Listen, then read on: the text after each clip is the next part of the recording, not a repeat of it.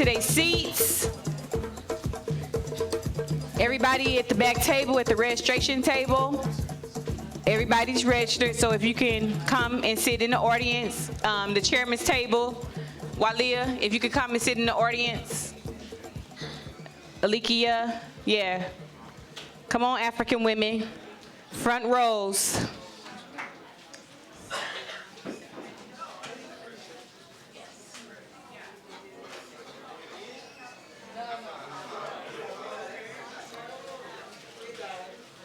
One Africa, one nation, one Africa. Uhuru.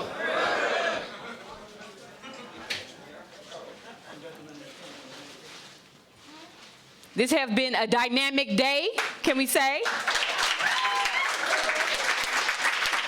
I only messed up everybody's name. Uhuru. Okay, so I am very excited for this next report.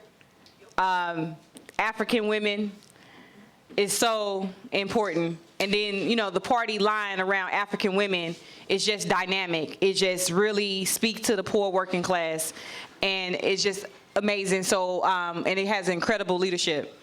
When I was new to the work, I looked to this comrade because I looked up to her so much because she had a way of explaining things, and she's just so smart and brilliant, and could learn so much from her, and she's perfect for the role of the president of ANWO and what she brings to this work.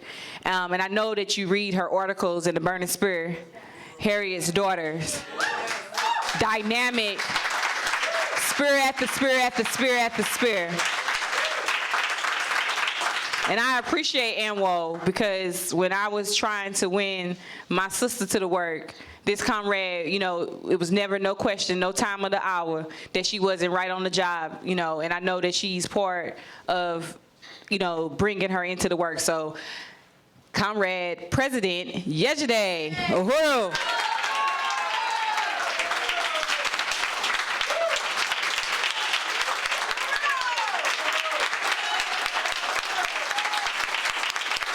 Uhuru. Oh, there you Africa. Uhuru, comrades, thank you. We can turn the slides on.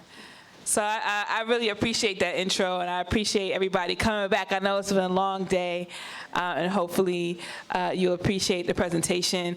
I think that this is an important question that often doesn't get the political analysis that it needs, and I think that that's the reason why we need to ensure that this presentation really speaks to the significance of what we need to do as African revolutionaries to ensure that African women are involved in this work. So, Uhuru, comrades. So, comrades, friends, and allies, I want to thank you for attending the African People's Socialist Party's 7th Party Congress.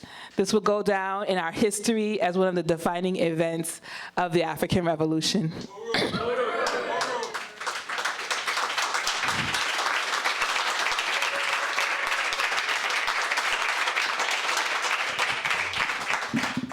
Before I begin my presentation, I want to salute the chairman of our great party, Chairman Orunmila Shatella, without whom we would not be here today. It's because of his unending struggle and to unite Africa and her people that we too are one to shed all the vices of colonialism and to become the heroic people we were meant to be. I want to salute also the rest of the party's leadership, Deputy Chair Orunmila Shatella, Dr. Aisha Fields, Kalambayi Andanette, Akile Anayi, Nana Ya Grant, Kobina Bantu Shango, Gazi Kozo, and Chimarenga Salimbao. I also want to appreciate and salute the leadership of the African National Women's Organization, Luwezi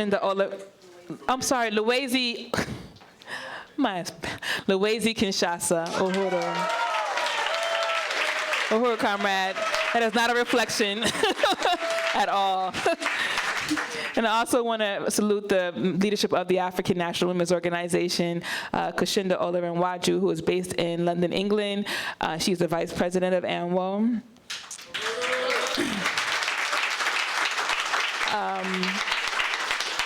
She could not be here today. Nuema Bitsimi, you will see a video from her. She's based in, now she's near Oakland, California, and she's the political action coordinator for the organization. Our new membership and recruitment director, Roshandra Irvin, out of LA. Kimberly Sasson, who's based in New York, and she is the secretary of the IEC. And Peaches, Pauline Peaches Taylor, Pierpoint, sorry, and she is the treasurer for the International Executive Committee. So I want to just reiterate and salute everybody, because without whom, you all fight fiercely for the success of our party and for the success of ANWO, and I'm honored to be counted among all of you. I also want to salute the membership, the entire membership of the African People's Socialist Party, who have chosen to step into the road of the Vanguard, and the membership of the African National Women's Organization, who continue to struggle to define the work of our organization. I also want to appreciate a few people that you'll see in this PowerPoint presentation: Eneng Ahone Miranda from Cameroon, the shrimp people, and Adihamo Kasuko from Kenya for their contributions to this presentation. The road before us is not an easy one, and we have much to do to build, fight, and win the revolution. So then it would take all of us, every sector of our population, coming to the forefront to shape the struggle, the future of the African nation. This means that every African must be engaged in changing the world, especially African women who have proven time and again our strength and our ability to lead. Africans hold up and honor the mother warriors who fought to ensure our freedom for our people.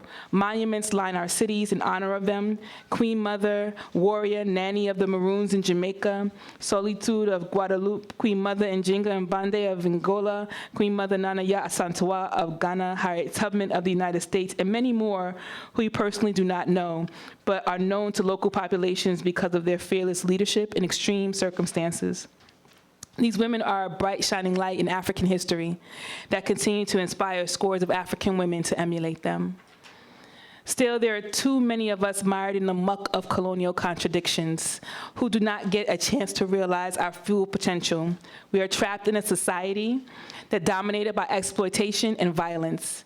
African women hold a precarious place in society. Not only are we colonized Africans and have to deal with the contradictions that go along with that, but we are also women, which introduces a level of contradictions both from the oppressor white nation and from inside the oppressed African nation.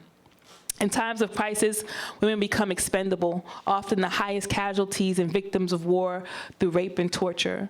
Rape, as we understand it, is a strategy of war. Kill the men, rape the women. Raped becomes the identity that a woman has to carry. Traumatized by the violation of her body, communities will alienate her, cast her out, abandon their responsibility to protect her, and will never avenge her.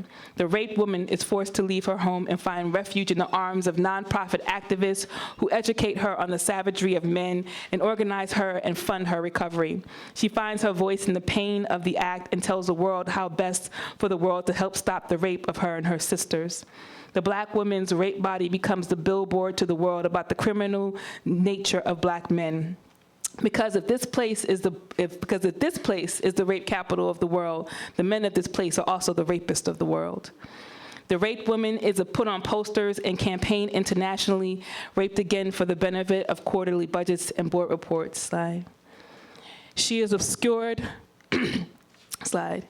She is obscured in the statistics that are too hot, unbelievable to be real, like 1,152 women raped, slide, in the Congo today, and African women in the Congo are 134 times more likely to be raped than in the US. She is mostly struggling to get away from the violence to live in life normally without being victim of men, politics, and charities. Africa is the battleground for rape, inviting charity and NGOs to expose the contradiction that provide the basis for military intervention and/or aid. Nevertheless, there are indigenous homegrown responses to rape that include political education, self-defense, and economic assistance. Most local funding, however, is tied to foreign charities. Slide.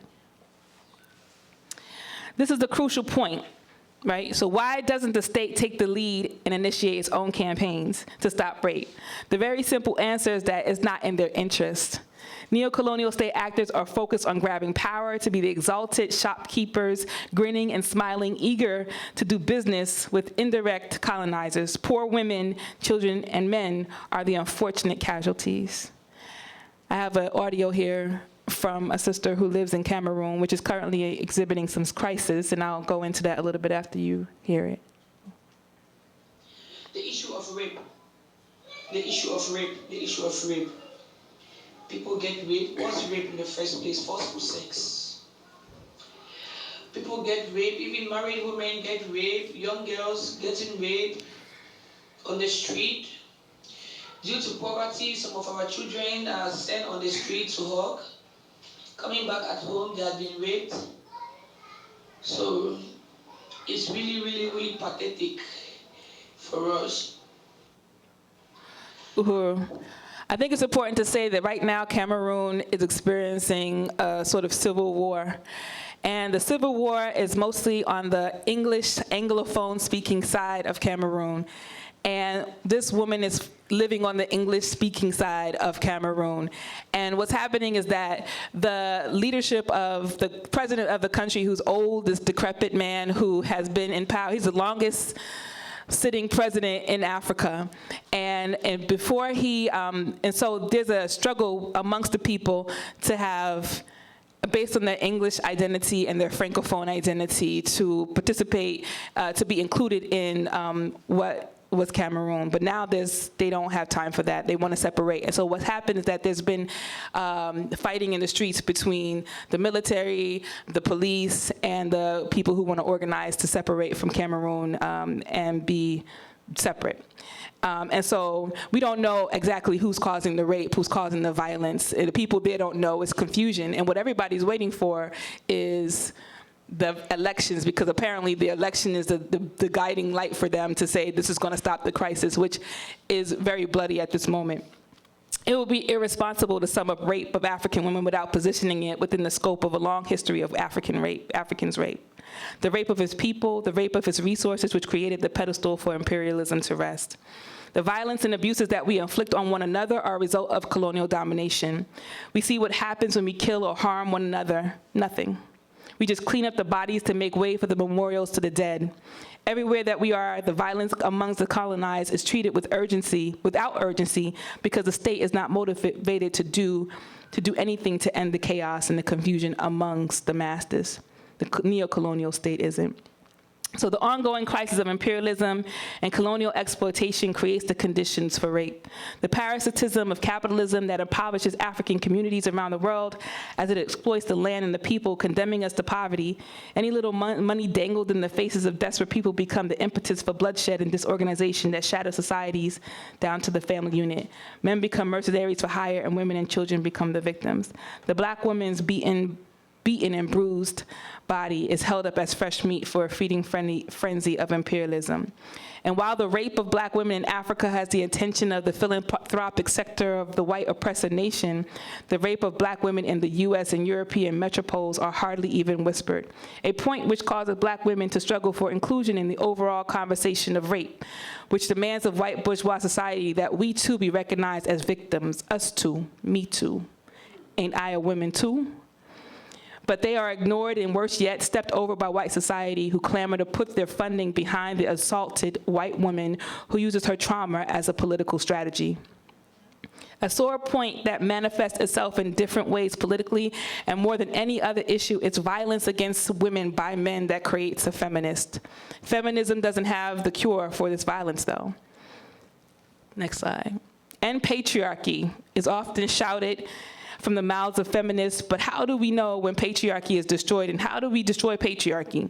Patriarchy, as problematic as it may be, is not the core contradiction.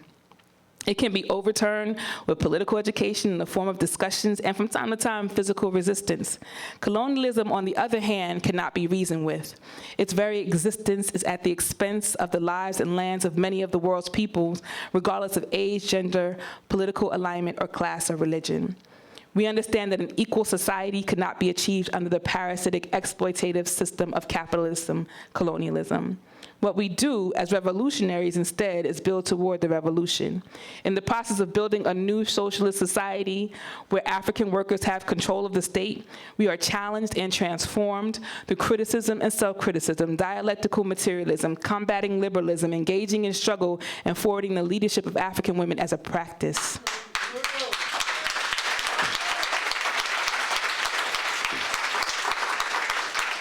The practice of holding people accountable to organizational discipline breaks down old behaviors that limit the forward progression of society and creates a new person. Yes.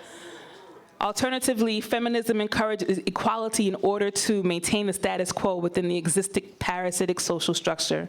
For example, if an African woman is fighting for equal pay for women, while the oppressor nation women continue to earn more than African, indigenous, and Latinx men and women in the U.S. So essentially, colonized, oppressed people within the U.S. colony are fighting just to catch up to white women, and while white women are fighting to be equal to white men. Patriarchy cannot explain this dichotomy, nor can it explain the many other issues that affect poor working class colonized people. Patriarchy does not explain the overrepresentation of the African prisoners in the US, Europe, and Canada, state violence, the overrepresentation of African children kidnapped by the state, dumpster babies, neocolonialism, infant and maternal death, poor health care, food deserts, gentrification, ethnic cleansing, and proxy wars. I'm gonna play a video of Ahone from Cameroon, who goes a little bit into the situation there.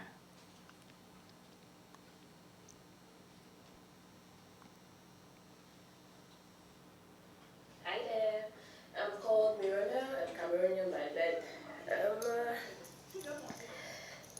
I want to talk about the crisis in my country and how it's affecting women.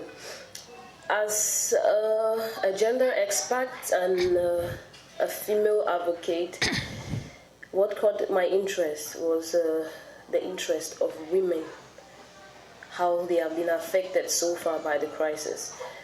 It's the crisis as it's known worldwide today, happening in Cameroon. It's a plea from the Anglophone section of the country, which is known as a minority because they represent 2 regions out of the 10 regions of the country, trying to gain independence from the other regions, given that the treatment they've had so far isn't pleasing. So far, this crisis has affected a lot of people, cutting across men, women, and children.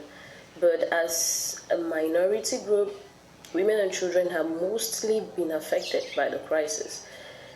In my understanding of what is happening, I have come to learn that there are a lot of violence taking place in the country, in that section of the country today.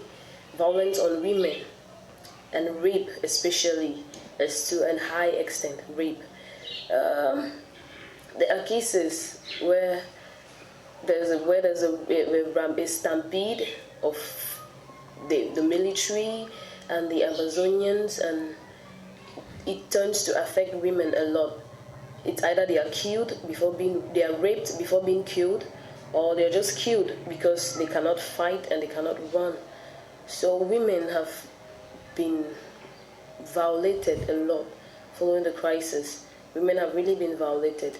It has also intensified the rate of poverty amongst women, given that a lot of women found in those areas, especially the rural areas of the north and the southwest region, were not found in the formal sector of the economy.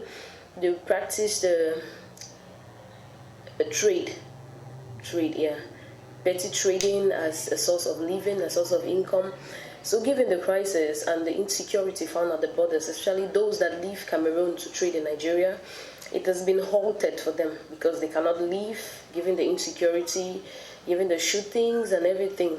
So women have really faced a lot of decline in their income rates, poverty, stagnation, and there are cases where women get stuck in the farms, in the bushes, where they're trying to hide away from shelter because their houses were either burnt. They stay in the farm, in the bushes, and end up using leaves in the form of cotton to pad as sanitary pads. So all this are not good for the woman's health, her being, because it's really not healthy. It's really not hygienic for a woman to use a leaf to pad. It's preferable when she uses a cloth or something, but not a leaf. I mean, these women are rural women and they know nothing about botany to know of leaves and what they are used for. So women have really been stressed a lot. There are a lot of cases of rape, cases of kidnap women. Yeah, they have been kidnapped. Their parts have been used because the crisis have brought a lot of chaos. People get into the crisis in the form of Amazonians or maybe the military, and they do terrible things, and it has affected women to an extent. So this is a maltreatment that women in these parts of the country are going through, and also especially children that have been sold, but these cases are rare.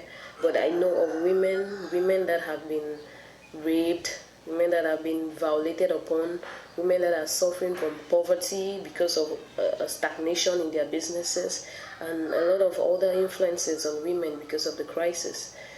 I can stop here. I will stop here for now because I don't think I have any further thing to say. Thank you. Uhuru, so you see that there's a layered thing that happens when the crisis of imperialism manifests itself in proxy wars that are initiated by, colonialism. And so, but African International, however, give us the ability to conquer rape from both from within our community and outside of our community. If we kill imperialism, if we kill colonialism and shift power into the hands of the African working class through struggle, projects, and other strategies that will organize Africans for self-determination, we will win. While rape seems to be an overwhelming issue that affects mostly women, it is not the only contradiction that plagues the colonized poor woman. Millions of African women around the world continue to be defined by our relationship to other people and are the ones who are most sharply held to debilitating traditions that undermine our self-determination. In extreme poverty, women become liquid. We are traded for goods, services, sex, food, money, and anything else you can imagine. Within family units and social units, women that become a financial basis for society functions. No money but have girls? Then there's an economic potential, not for the woman, of course, but for the people, the family members that trade the value of women. Prostitution, next slide, is it forced on African women, trans persons, GSNAs, and children from Nova Scotia to the favelas in Brazil to the Horn of Africa. It was the attack on Africa by the white world that stripped African people of our personhood, turning us into property and essentially making us concubines for white power. So when we see an 8-year-old in Kenya selling their bodies to buy food, we do not separate this from the ongoing parasitic assault that white power has waged on African people for 600 years. They are selling their bodies because white power and its neocolonial puppets continue to take from Africa our ability to feed, clothe, and house ourselves by carrying out policies of coercion and bloodshed. Our children are vulnerable. They are sold or killed, sometimes for resources and sometimes to ease the burden of poverty. Children are abandoned and many are forced to sell themselves for sex or enter other non-traditional forms of economic development. Even here in America, Europe, and other metropoles where we are told life is better, the way this is not. The weight of tradition is most heavily pinned on a woman. In the case of FGM, the cutting of a woman's vagina is tied to the economics of a society or a village. The cutters are motivated to keep the tradition alive in order to save their business, and the families are motivated knowing that a cut vagina brings a higher bride price. Oftentimes, this is discussed as an issue of patriarchy and tradition when really it is a question of economics. Next slide.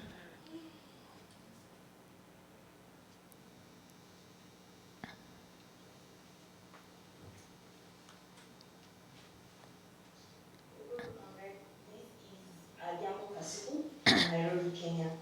You had asked what are some of the most pressing issues for African women in Kenya. So I got together my sisters and they talked about FGM, early marriages, and lack of sanitary pads for women to use during their menses. All of these are due to the fact that we lack resources and we need resources to liberate ourselves. I hope that you can understand in detail from watching the videos that I'll be sending. Kwa majina Okay. Enzi Sam, mkaaji wa Nairobi, Kenya. Kenya ni kati ya nchi nyingi ambazo ziko kwa Afrika Mashariki. Okay.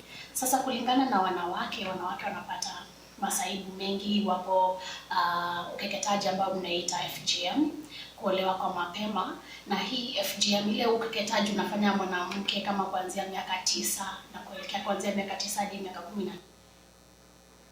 And do you know about wife inheritance? A practice throughout Africa where widowed women are required to marry male relatives of the dead husband in order to keep property within the patrilineal bloodline. In some cases, before a widow can remarry, she has to first be sexually cleansed by a cleaner, a man who hires himself out to have sex with widows for money. The practice has been linked to the spread of HIV/AIDS, and Sister Alvisa Yejide tells us in this next video.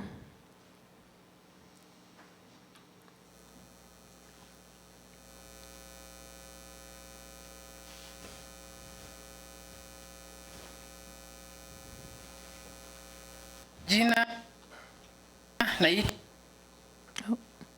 If it loads. Aliza Nyangira.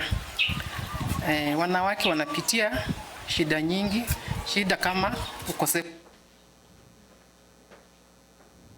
wa kazi. Naomba serikali iwajibike, ipatie wanawake pesa ili waanze biashara yao, wapate kufanya kazi. Sio lazima waende kwa maofisi kufanya kazi.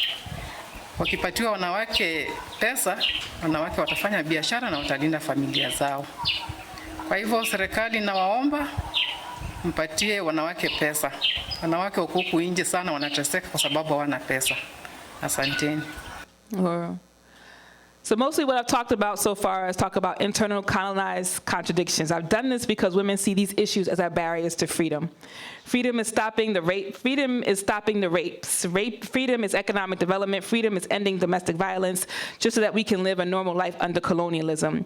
We aren't able to see beyond these immediate contradictions. We are trapped in the burning house, dousing the flames caused by parasitic capitalism and colonial domination. Why is this significant to the African freedom struggle? Well, in order for us to fully bring African women into the revolution, we have to understand that what is preventing them from it now. And if it's the colonized violence or the debilitating other issues, we have to address it in order to bring forward the full working force of African women who prioritize, for example, getting freedom from an oppressive family unit over getting freedom for the entire African nation. The reality of African women, the real down and dirty in the muck of the contradiction, has to be taken into account, and we must be able to weaponize these contradictions for the benefit of African women and the entire African nation. We have to show African women that we can do better and are doing better through revolutionary theory and practice.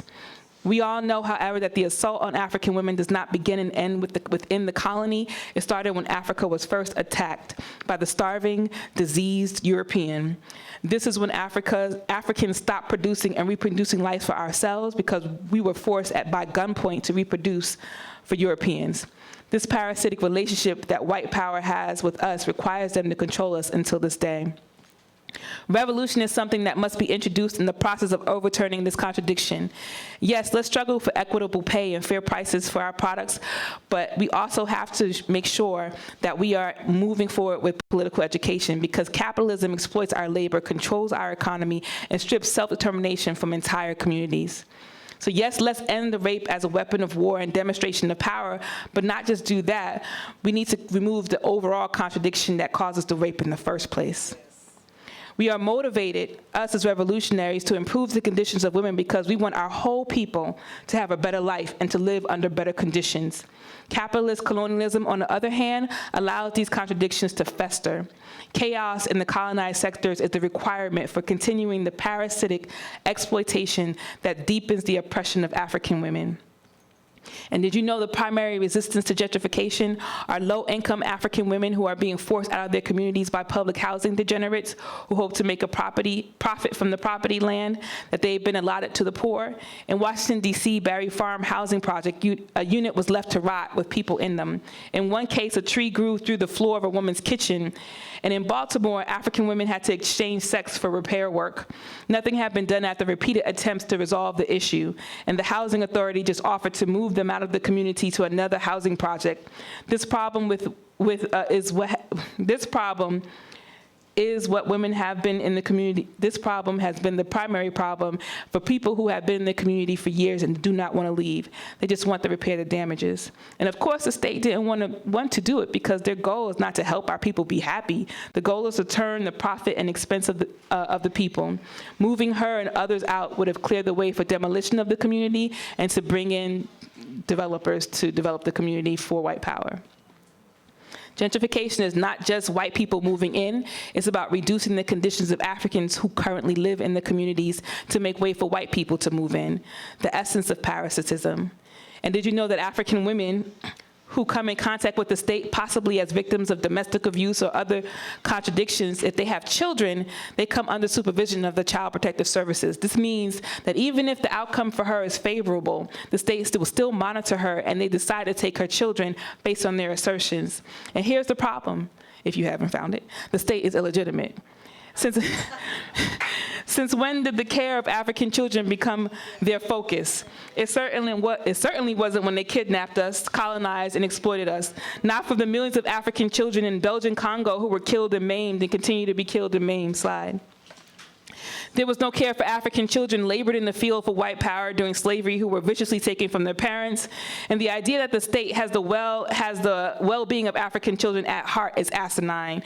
We see how ridiculous it is when we scratch the surface of the CPS racket and follow the money that each state or city is allocated based on the number of children they have in custody.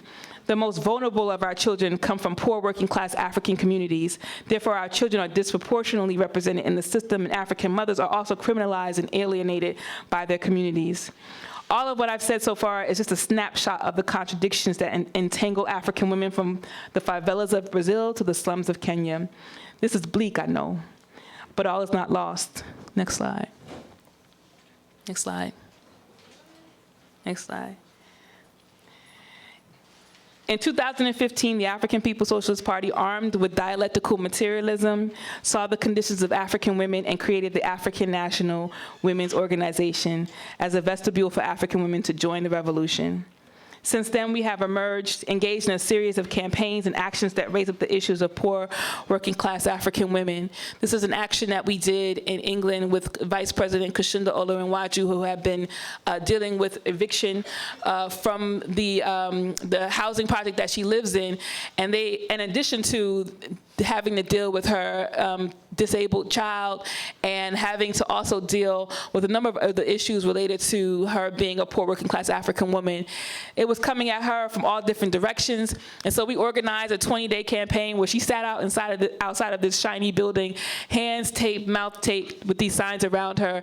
And then the first day we were out there, she couldn't get a response from them for that whole entire time, like her emailing, writing, going down there. The first day they was out there, they came down from their shiny office building with a notepad saying, how can we help you?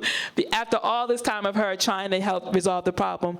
And in the first week, we overturned all the contradictions that they wouldn't solve when she was just by herself. But when she was out there in front of them embarrassing them, they started to try to solve the contradiction. Next slide. And this was an international campaign. So we had organizers from ANWO who participated in raising this struggle. We were outside of the British Embassy here in Washington, D.C., and we had some forces in Phoenix who also did a campaign through this. And it was also on social media. Uhuru, next slide. We had Black Girls Rap Wednesdays that went international. This was about a young African girl in high school who was told pretty much by state actors that she needed to take off her African head wrap, and that was against school violation. And the story went all over we had Africans calling us from France and wanting to do interviews, and we were interviewed by certain media outlets around this issue. And the fact is that this is not a single case, and that African girls are still being traumatized in school by teachers and administration that tells us that we can't be African on their watch. Next slide. We participated in the March for Black Women in Washington, D.C., and continue to do actions locally in D.C. Next slide. And we also engaged in a lot of political education, and we had online political educations around female genital mutilation. Next slide. And even the whole question of sex work as capitalist invention. Next slide. And we also engaged in March Days of Actions, which was a recruitment event, which was about doing actions, making sure that our members were out in the streets, affecting and putting out our campaigns and organizing and recruiting African women. Next slide. That's just another picture from the March Days of Action. Next slide. It was cold in March. And of course, this is around our Arrest CPS campaign. We had African mothers who basically we got quotes from and put next to their pictures that say exactly, what was going on with their cases. And this one reads, "The hearings are a sham. I'm forced to listen to DHS criminalizing me while being denied the right to speak." Next slide. "My freedom of thought is being violated and by being ordered to take an anger management class. Yes, I'm angry that my children were taken away from a loving home, but I'm managing it very well under the circumstances." Next slide. "My daughter was always at my side. In one devastating blow, family court judge Catherine Durham sentenced me and my daughter to 3+ years without each other. She is a terrorist." Next slide. And we also participated in the March for the White Women's March in Washington, D.C. There's our comrade, Antoinette Taylor, we was out there recruiting them African women from that horrible, horrible march with the Burning Spear newspaper. We sold a lot that day, and some flyers. Next slide. This is just one of the, because for them, with the pink hats, that is the question. Is for African women, it's not the question. That's not the totality of what's affecting our lives. Next slide. And of course, we led some protests in Philadelphia around the state-sponsored kidnapping of African children. We didn't plan it this day, but this was during the Democratic, Democratic Party's convention. And so we had a lot of media, and it was a lot of people around, and we got a lot of attention around this, and we ended up in front of the Child Protective Services building for that weekend, out there organizing other African women who were experiencing their child being stolen by the state. Next slide. And this is another action out in Baltimore with around the same issue with me and some other African mothers who had experienced that same. And I want to just say this, and I know that Comrade Malika will say more about it, but this is nobody's really talking about this, but the state-sponsored kidnapping of African children is real, is wide, and is vast. In any community that we've gone to, anybody that we've talked to, somebody in the African community is touched by this. So this is a deep and profound issue that ANWO is growing to deal with. Next slide. And so we also did a visual in Washington, D.C. around the whole Nia Wilson murder by a white nationalist that really got a great response. We got some context for that as well. Next slide. And this is from our article, our column in the Burning Spear newspaper, The Harris Daughters, and it reads, "The state gives clemency to mass shooters who are deemed mentally ill, but not an African woman who is struggling with mental illness." Because, the white man is always mentally ill when they don't arrest him and they take him to Burger King, but an African woman gets shot dead in the middle of the street in 2 seconds of arriving at a location. African people, for that matter. Next slide.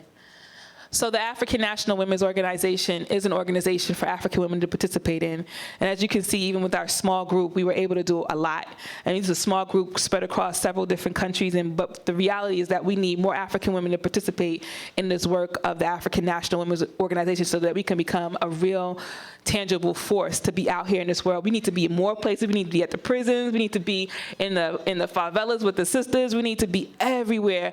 And I know Columba, you was talking to me about the sisters out here who are selling work, and we need to be out here as well. That's so important to us because we are the organization of the class, and we have to be able to see ourselves and be able to be everywhere that African women are, because as you saw at the beginning of this presentation, there's a lot of contradictions out here with African women that nobody speaks about. And so we need every African woman to participate in helping to solve the problem and organizing and revolutionizing African women. So we're going to go into the presentations. That took a little bit longer than I expected, but we're going to go into the other sisters' presentations. And I'm going to start with Political Action Coordinator, a message from our Political Action Coordinator, Nuema Bitsimi. Next slide. And then we're going to go into a presentation from Comrade Malika around Arrest CPS. And we're going to go into economic development and finish up with membership and recruitment. Uhuru.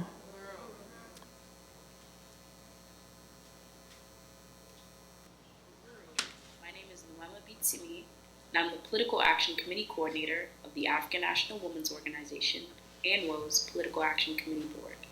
The PAC subcommittee is one out of the 5 annual leadership board committees on our IAC. Our department focuses on all political action that ANWO conducts on the ground pertaining to our campaigns. So specifically, our Arrest CPS campaign, we address the state colonial kidnapping of African children, African mothers and fathers, in which we organize communal solutions through our programs. Our UKCC program, Baru Kijiji Child Care Collective program, focuses on organizing around the question of childcare for poor and working class African mothers and fathers. And just through that process, we are generally building the capacity of Arrest CPS and just the support through these forums so we can conduct our planned 2019 National March, where we, as Arrest CPS supporters, will be alongside African mothers and African children and, just be on the forefront, raising their voices, as a community, as defenders of African women and African children, to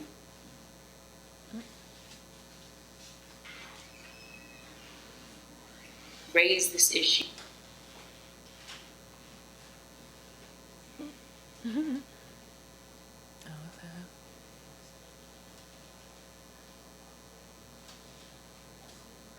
Okay, let's skip to the next. Let's just get to Malika's. Let's just move forward. Let's move forward. So I just want to formally introduce Malika Alexander, who has taken on the coordinator position for the Arrest CPS campaign. And she's based right here in the Midwest, and we're looking forward to her contributions to the overall work of it. So I'll let you get to it. I'm so excited about this. First, I want to recognize our leadership, all of it. I'll just go that way and get on with the business. With the Arrest CPS campaign, we're looking at making the equilibrium even more uneasy than it is already. And we're doing that by looking back on what has already been done, what didn't work, what did work, and then we're putting out a rally call to all Black women, all African women, because actually, that could be you. Any day, that could be you, no matter where you live, no matter where you come from.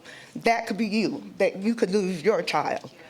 I went through a situation where I could have lost my child, but thank God that I was brought up in a community that believed that we supported each other. That's what we want to bring back, is the support for one another. Next slide. We're going from docile to more willful and more strategic. We're looking at what can we do? How can we bring these women together? How can we talk to them and make them realize that you really don't have a choice in this work? If you're an African woman, this touches you. Yes. If you have a baby or not, you have a womb. Yes. This touches you.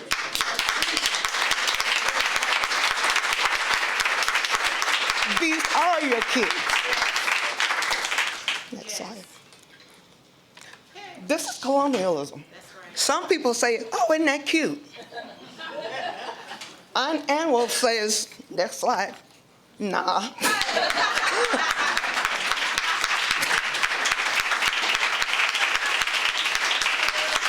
Next slide. No, we're a different breed. Black women do it different. We're a different breed. We are responsible for our own.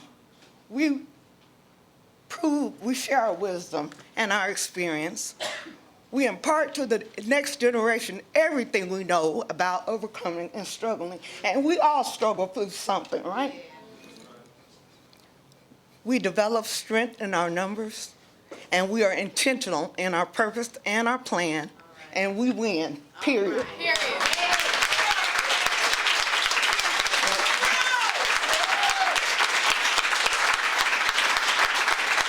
If you are an African woman, you don't get a pass. Okay, so you went to school. Okay, you got an office up there, and they're calling you Ange now.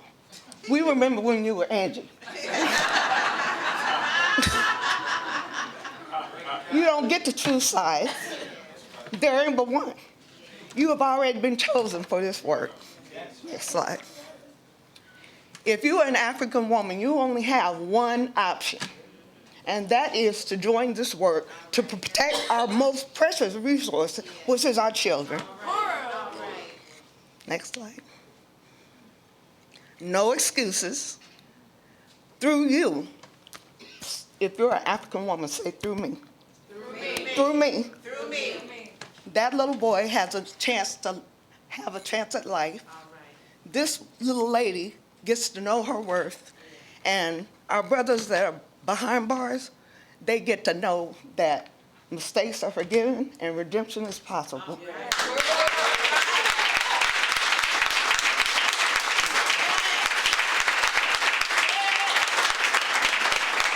ANWO is sending a message to the state.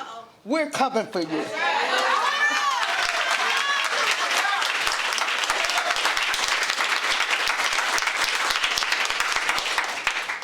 We're organizing, we're looking, we're coming up with ideas, whatever we have to do, we're gonna make this happen.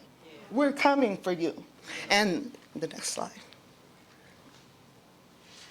The ultimate goal is that we want to have a We're Coming For You march and rally for our CPS campaign. And we want to have working on a strategic plan. We have some strategic people in mind and some strategic places. So when we call you and say, okay, we're coming to your city, then we want you to get behind us. Get your friends, call everyone, because this is serious. We don't have any more time to wait. I think that's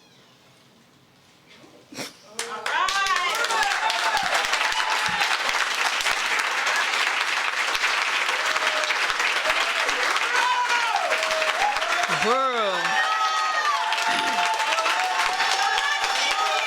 The world. A red CPS. The world. I want to bring up now Peaches Pierpont, who's going to be going over our economic development. I'm sorry, I got to push this back. Okay, I'm going to stop because Akile looking at me hard.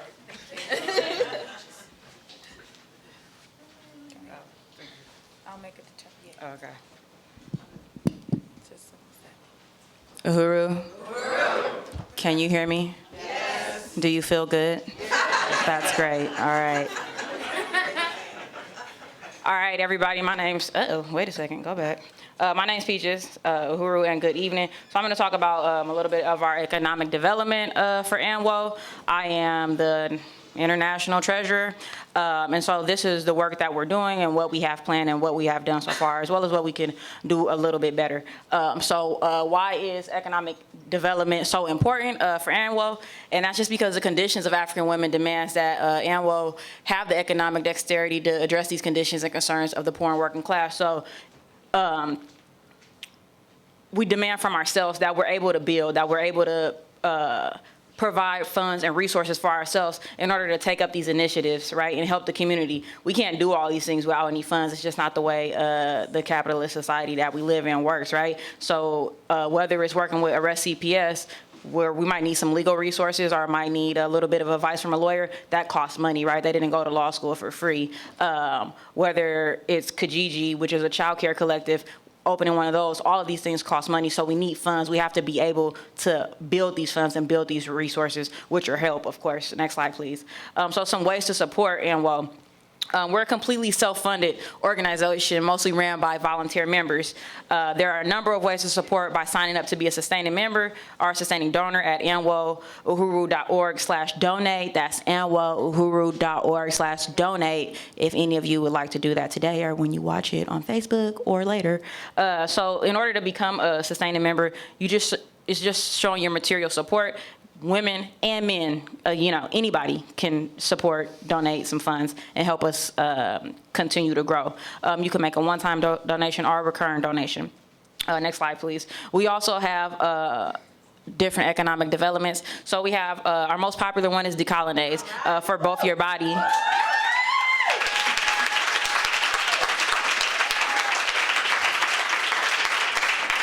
Thank you. Decolonize for your body and mind. It's hair and body butters, right? That we make ourselves, we bottle ourselves, we ship it out ourselves, we sell it ourselves. You might have seen us vending yesterday, right? So if you need some, you can go online to anwouhuru.org to purchase some, right? We also have our Liberation hydrating mist to keep you nice and hydrated, keep your skin and your hair looking just fabulous, you feel me? You can also get the Uji black scrub, to keep yourself cleansed of the capitalism, right? And then we also have some T-shirts. We have our ANWO T-shirts. We have our Hit the System, Not the Sister T-shirts as well, also available at anwouhuru.org if you're interested in getting those. And most recently, what we've been working on is the buttons that you can see over there on that table. So we have some for our Arrest CPS campaign. We have some for the Uhuru or the Kijiji Child Care Collective. We also just have some with some slogans that we came up with for ourselves, such as Black Women, Black Power. And those are only $2 if you guys want to buy some during the conference or during the Congress. So we have some at any time. Just let us know. Next slide, please.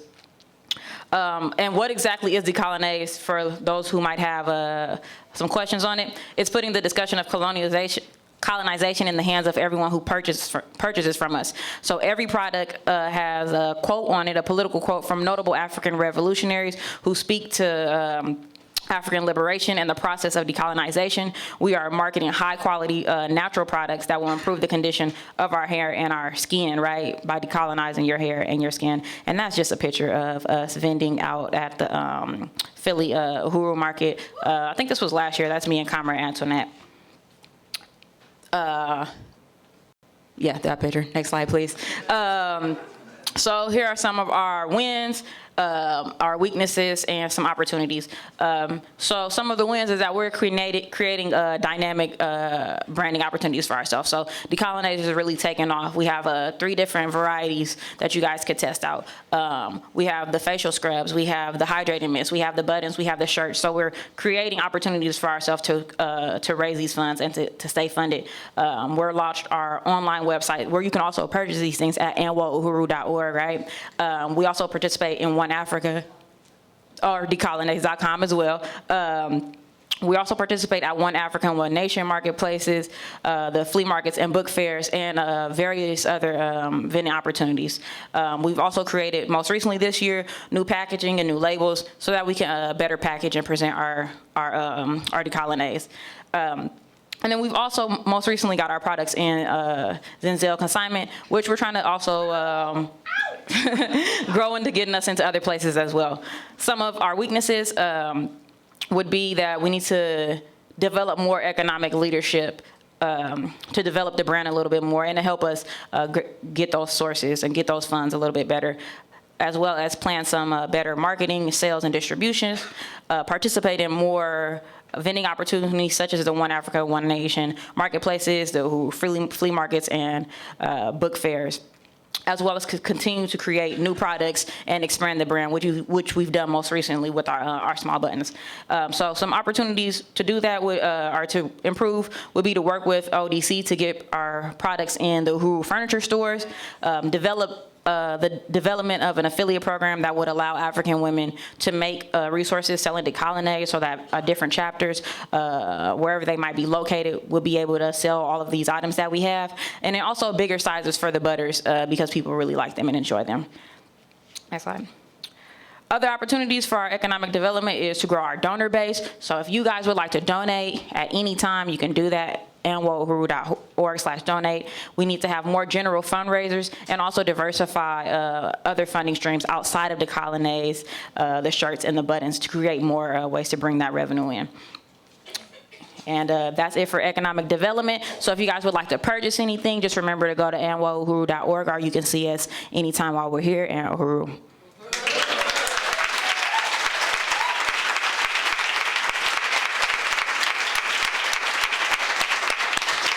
Thank you, Peaches. So I'm gonna bring up comrades Yejide Cambone and Roshandra Irvin to give us our membership and recruitment report, and that's gonna round us out for our presentation. Uhuru comrades, come on up to the stage.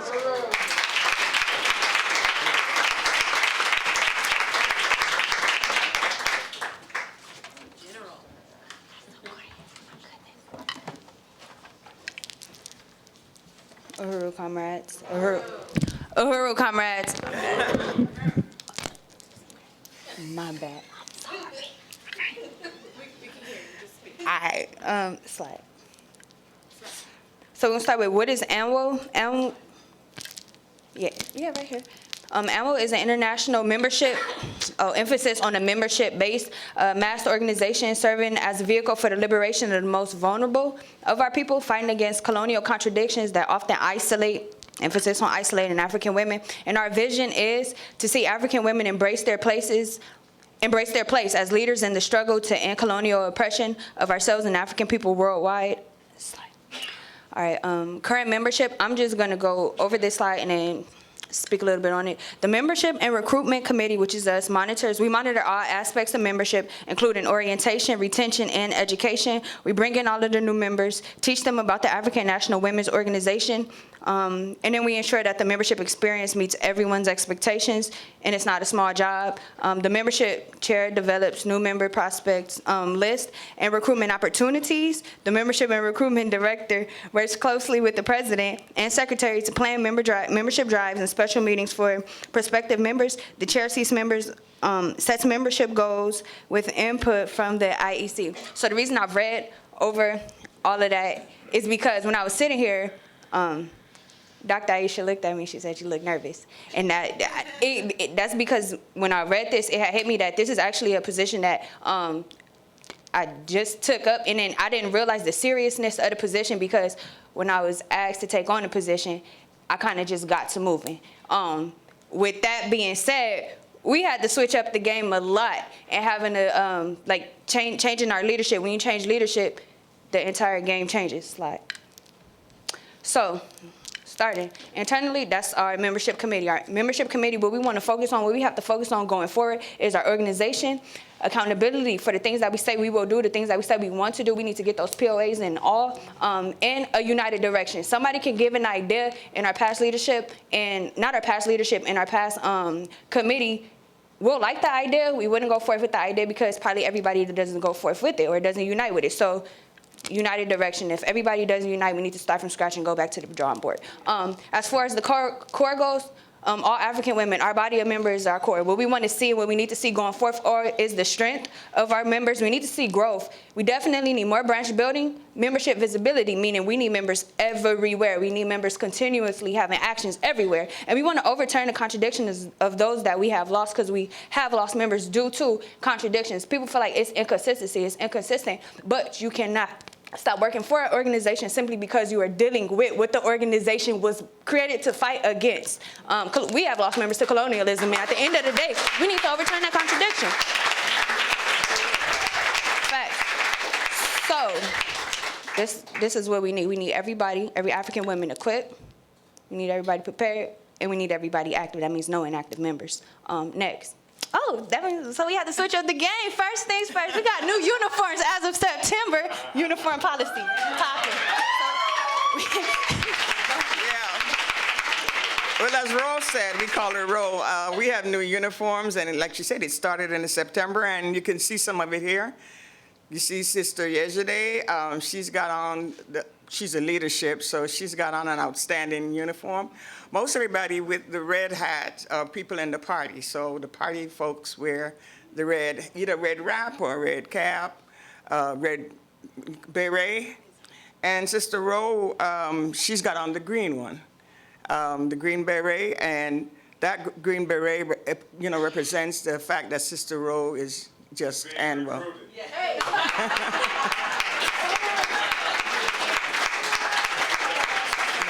Next slide.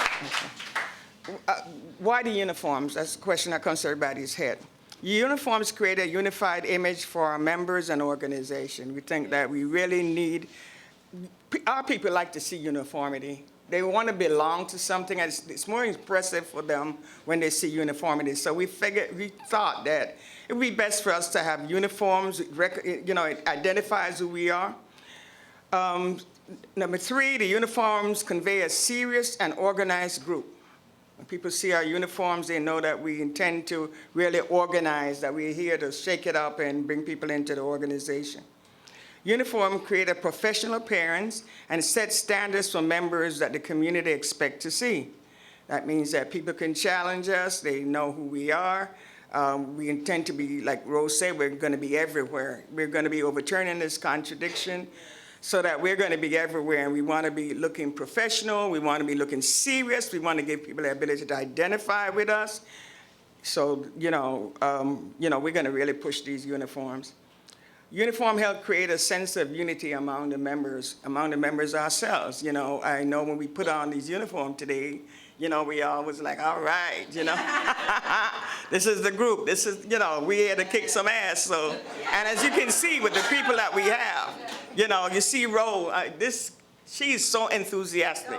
Everything that she said here in terms of overturning the contradiction is real. Ro just took on this job, and like she said, we've been going through several leaders, and it's understood in mass organization. People come, they think they want to stay, and then, school comes up, life comes up, and they're not disciplined enough to hang, but Ro is gonna hang. Go Ro! Go Ro!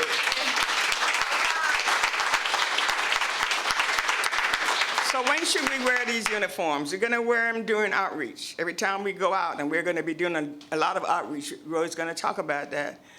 Doing public actions, when we go out to do demonstrations, when we go out, to challenge with City Hall or, the child welfare services or whatever, we're going to be in our uniform. When we go out to organize on street corners, sell the burning spear, put out leaflets, at organizational events. When we go to other events, we're going to march in as a uniform group.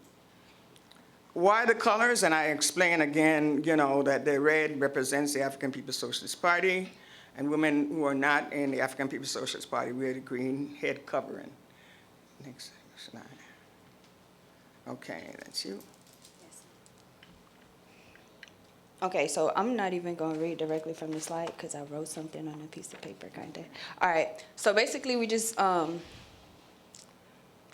we had to spring into action as far as get in a position, how do we need to go forth with our membership, looking at the membership numbers and everything, how do we need to go forth? First thing we did, we need a mass membership meeting. How do you come up with a mass membership meeting? We had to assess the conditions of all of our members.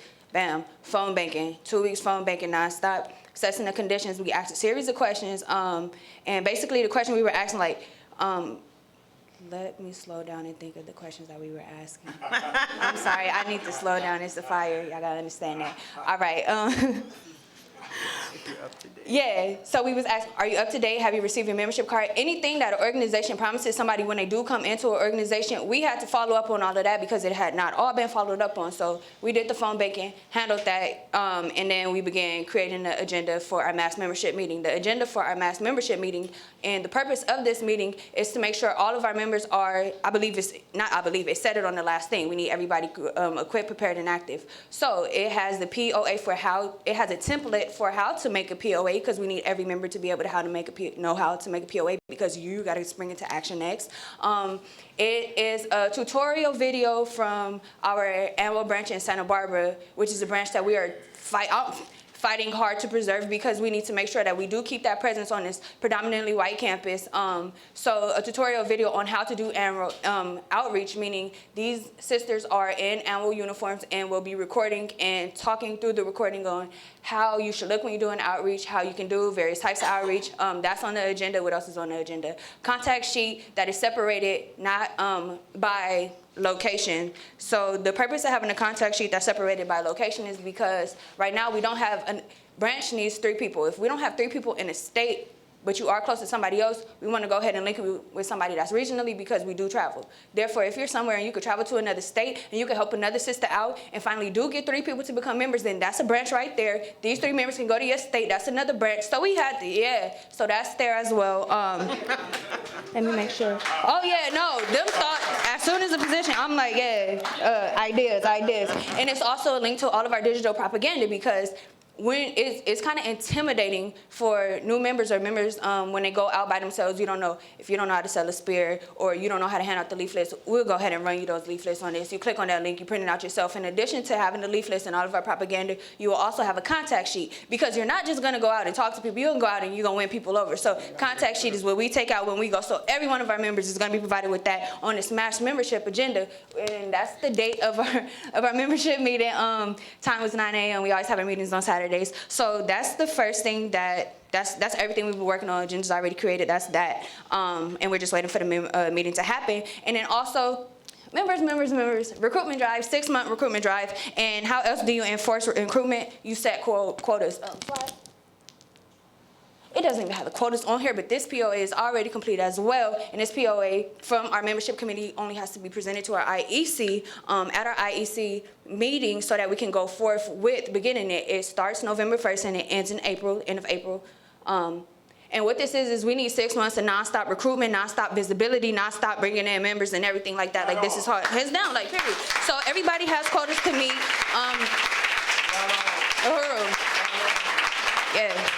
So how we have in ourselves, we have economic development, we have a membership committee, we have a political action committee, and we have regular members. So all 3 of our committees are going to have separate quotas from our membership committees, because you should be held to a higher standard and as being a person in a position of leadership. Therefore, we'll set specific quotas for those 3, and then our members will also. And it's not just quotas on how many members that you bring in or how many individuals that you get to sign up for interest. It's quotas on how many events that you have to hold within those 6 months, because in 6 months, you're not going to hold one event and think you're going to sign everybody up in that last event. So throughout the months, you're going to choose weeks. Like, we have a calendar, and the purpose of the calendar is accountability. Everybody turns in a POA of the date, time, and everything is on a PO. When you're going to have this event, turn that in. We discuss it at the meeting. You go forth at our next meeting. Then you turn in that information as well as the picture of your contact sheet, because that's accountability, and that's how we're doing things going forward. So with that being said, POA is already created. Slide real quick. We got our future projection. We have a membership committee of, I believe, 3 people. Actually, that's not the truth. Membership is everybody that's involved in ANWO. It's your responsibility to bring African women in, So it's not just our committees. Everybody is a part of our membership committee. We would like to see in our internal membership committee all positions filled. I want to see a big membership committee, so I said no less than 6. That's not even reaching for the stars, let me tell you that. And we also have already brought up our ANWO internships, which are available on our website, where you can intern for one of our specific, like our Kijiji Child Care. You can intern with one of those, and we would also like to see growth and visibility. Future projection, we need to spread the work, because a lot of contradictions that will be brought up in doing our phone banking is people feeling overwhelmed with what they have, people feeling like they don't have enough time to do the work, people feeling like, poverty affecting individuals, and at the end of the day, we're like, we are all facing the same contradictions. Some may hurt you more, some may seem to affect you more, but at the end of the day, literally, if you're not fighting for it, then you're simply succumbing to it. Therefore, what is the purpose of an organization like this if all of our members have the same excuse why you cannot be active, which is why we're not even going to let excuses like that slide. When you get that phone call, you're going to answer that call, because then I'm going to text, and then I'm going to email, and I'm going to just keep going. So it gets like that. Next. The purpose of having such a detailed agenda for the mass membership meeting is because we need to familiarize all of our members with all aspects of doing the work of the membership committee. Therefore, it's not just membership sending out POAs, it's not just membership knowing how to sign people up. Like, everybody needs to know how to do everything, and that's just because everybody needs to be skilled in the level of organization expected from an ANWO member. My little thing went. It's fine. Everybody needs to be skilled in the level of organization expected from an ANWO membership committee member. And after we define our level of organization and we lay out our expectations, then which is why we already have the agenda created. Upon defining that, we just need to go ahead and share that with our members and let them be known, like, it is what it is. Like, that's what ANWO is. That's what we stand for. Uhuru.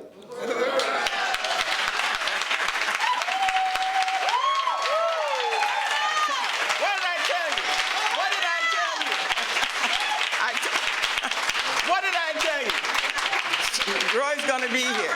She's going to be here. All the enthusiasm for the whole organization. And some of the things that she was talking about is, since she took over, one of the things that we're doing is going to the whole membership list and evaluating. We call every single person on that list.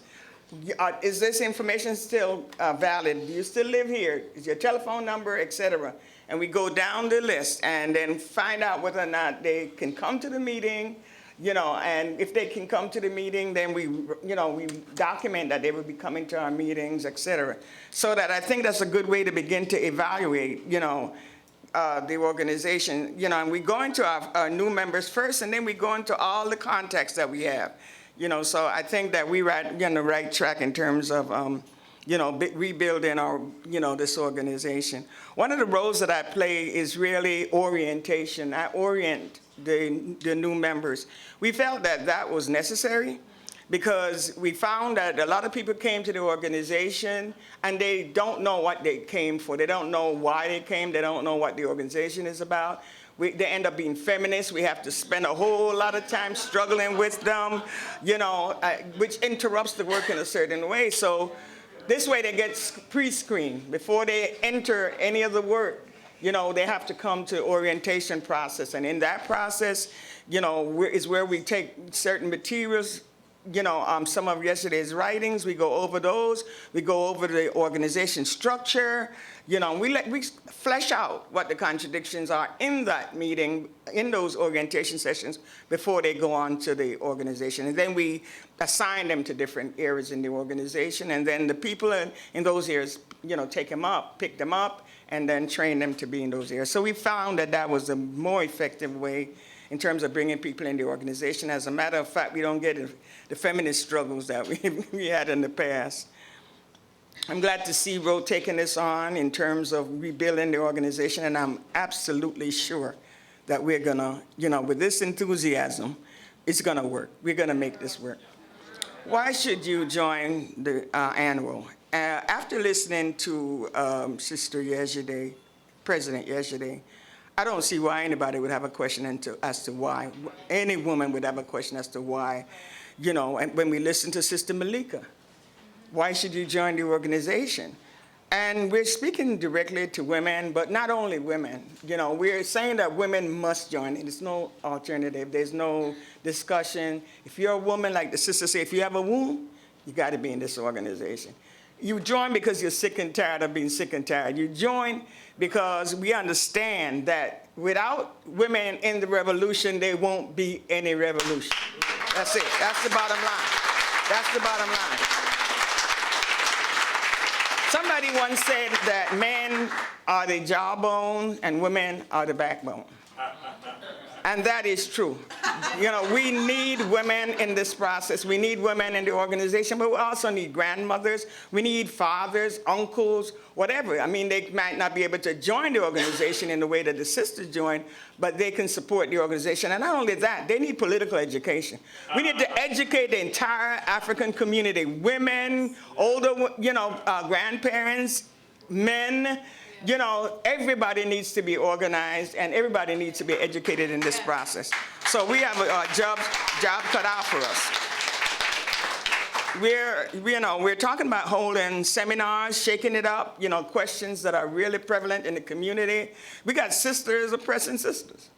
That's something we got to deal with, Before we got to this place, women played a certain role in the society, in our society.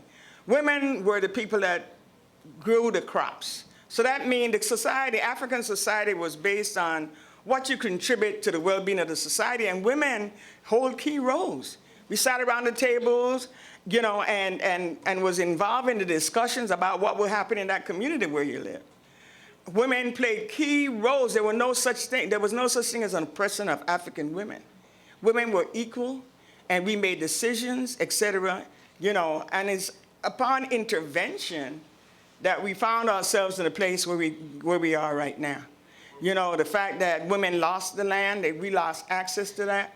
We were stolen, brought over here. Everybody knows the story about that.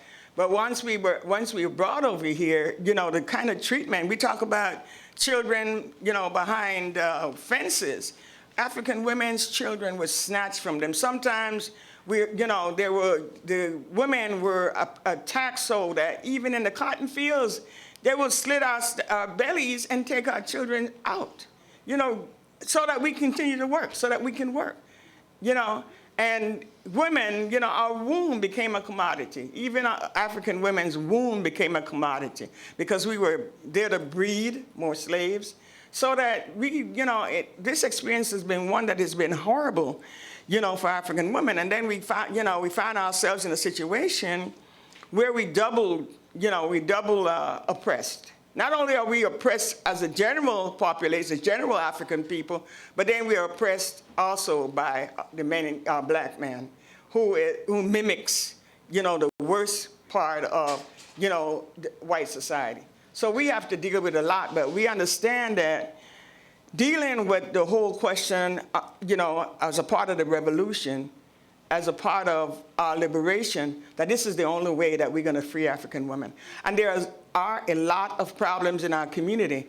What we have to do is that we're looking at this point in terms of looking at the contradictions that our women face in the community and organize around those contradictions. We can't build enough schools to educate our children. We can't do that. We can't build enough, areas that really affect our women. We can't, we don't have the resources like imperialism. But what we can do is organize, show them our organization, can transform that reality, bring them into the revolution, and that is the way that, we're going to be a liberated people. So we're clear on the fact that we really have to, win African women and the entire African community to joining, African internationalism and participating inside of the community.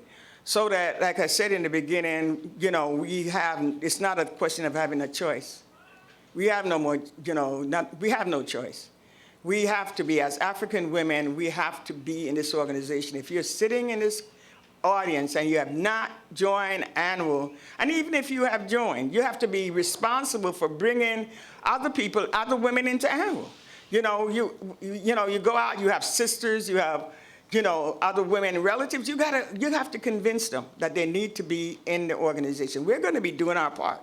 But it is a responsibility of every African woman to really go out and organize other African women to participate in this, organization. And not only African women, but we're talking about retired teachers. We have all kinds of people because we want to educate our children. Sister talked about the Kijiji. We want to bring, the best education to our children. Only we can organize our children. And so, we have to bring everybody into the community, into ANWO, some relationship with ANWO. And if you're watching this online or whatever, we're also talking to you. We're speaking to you. We're speaking to every African woman, no matter what nook and cranny you exist in. We need you in this organization, and it's your responsibility to join ANWO. It's your responsibility to stop the suffering, your suffering and the suffering of your people. We have a historic mission as African women. And that's to liberate ourselves, to liberate our people. And that's the only way we're going to do it is to, participate in this Vanguard organization, the African People's Socialist Party, the project of the African People's Socialist Party, that already showed us today, if you were listening, how the party is, intends to, to free our people, the general people, but again, We're not going anywhere without African women. There is no such thing as liberation for African men without African women. You know, some of you might be too young to remember. You know, there was a time when, you know, when I was growing up, that, you know, your mother would go to work or whatever, and she didn't even have to ask the neighbor to watch you. The neighbor just assumed her responsibility. It was her responsibility to watch you. So she would, you know, take care of you. You know, she would, when she fed her children, she fed you. You know, when you did something wrong, she would beat you behind. And then when your mother came on, if she understood that you did something, she would beat you behind. But there was this cohesion, even though we were poor, there was this cohesion in the community, you know. And at the advent of welfare, it just separated, broke that all apart. Welfare came in and tore the African community down again for the second or third time, because the first time was during slavery, and then here you have, you know, the welfare system, because we wanted to feed our children. And the requirement for welfare, in order for us to feed our children, was that we couldn't have any men in the house. We couldn't have husbands or whoever was helping us. You couldn't have anybody in the house, no, a male person in your house. You couldn't have certain things in your house, like toasters. I mean, these things are real. You know, this was a requirement for you to get the ability to feed your children. You know, and so, you know, and then not only that, you know, in terms of not having the ability to have men in your house, etc. But then welfare replaced your husband. So welfare became your husband. It tore you away from the community because you couldn't have anybody in the community giving you anything. So here comes African women being isolated. You're by yourself now with nobody to help you, to take care of your children. So we're isolated. We're facing all this, you know, the stuff by ourselves. And this is the thing that, you know, we have to look at in terms of ANWO and making sure that we develop these kind of relationships all over again. You know, we have to support our women with our projects, our program. They have to know that ANWO is a place they should, you know, go to. So, you know, Roy's going to tell you something about how to become a member. But again, we're saying that if you're an African woman, you do not have a choice. We don't see it as, when we out there organizing you, we're going to let you know that you don't have a choice. It is your responsibility. And if you don't take on this responsibility, then you're joining, you know, the enemy. If you don't take on this responsibility, when you're looking to prolong the suffering of your people. So, you know, I'm going to turn it over to Rona, and she's going to talk a little bit on how to join.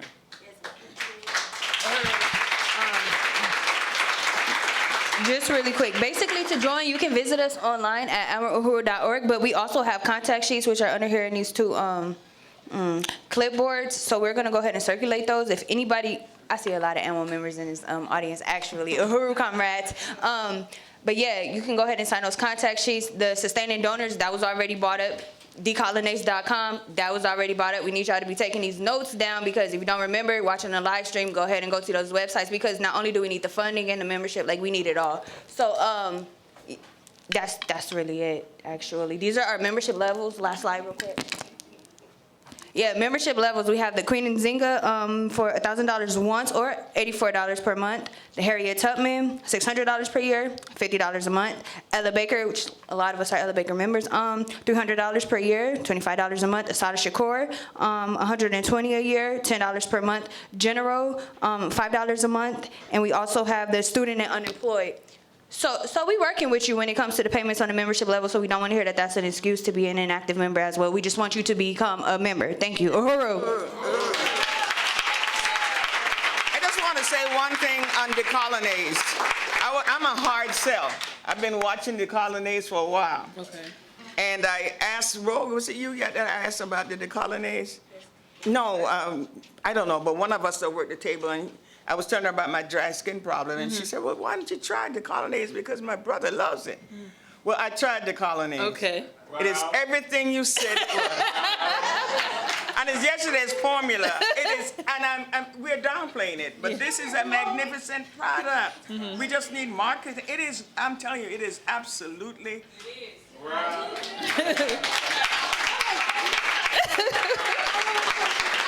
To be real, like I make it, but like I hardly ever used it, and then I was like, ooh, this is kind of feeling good on my hair, and I started using it more often. So I'm like, okay, yeah, it is a good product. So I just want to thank all my comrades for participating in the ANWO presentation. And I know we went over time, and so I don't know if there's any time for questions and answers, but I'll defer to the leadership of this program to offer that up. Uhuru. Thank you.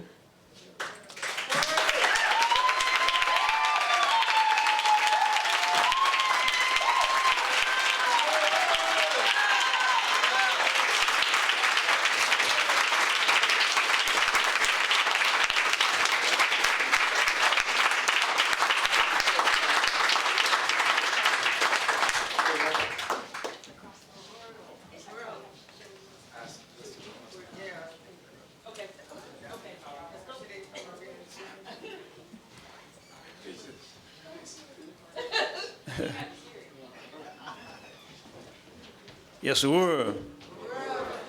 Yeah, can you put your hands together and give one more round of applause to...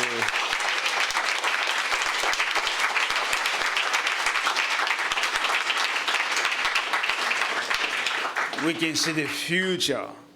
When you hear all this, you see, the enthusiasm and all the planning, the details, just professionalism.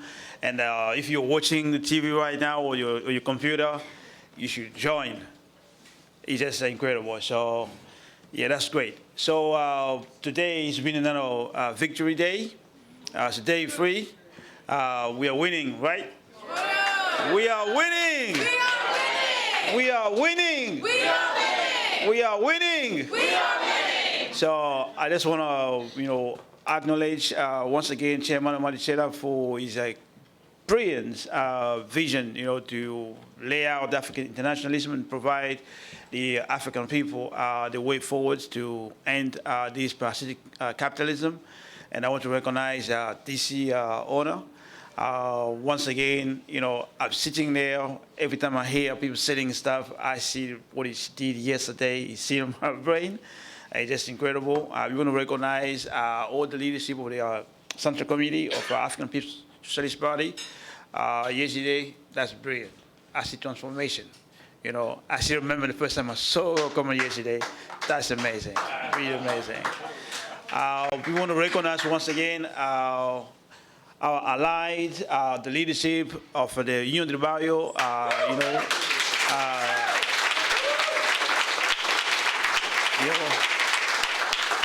day 1 the way they, day 2 they are there, day 3 they are there, just incredible. So I just want to acknowledge that. And we will also want to acknowledge Elite Yangoma.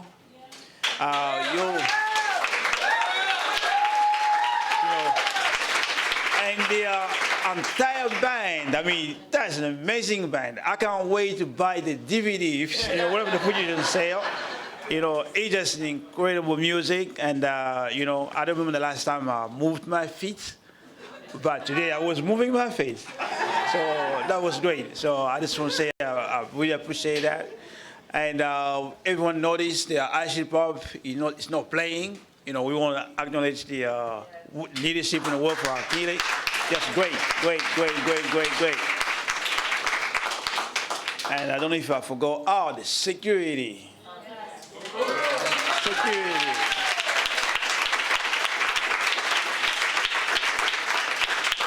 In the safe hands of Comrade Chimorenga Selembao. You know what Selembao means? The keeper of traditions. Right, Selembao. And Selembao is also an African working class neighborhood in Kinshasa, in the Congo. Yes, Selembao. So, just want to say, today has been a victorious day, and we're going to close the day, and we're going to see you tomorrow. What time are we going to start tomorrow? 9 a.m. No, 8:40. 8:40. So 8:40, and for the flag, that's 8:40? 8:40. So I would say, as Kalambai said, no, be on time, be early. Be early. So we'll see you tomorrow.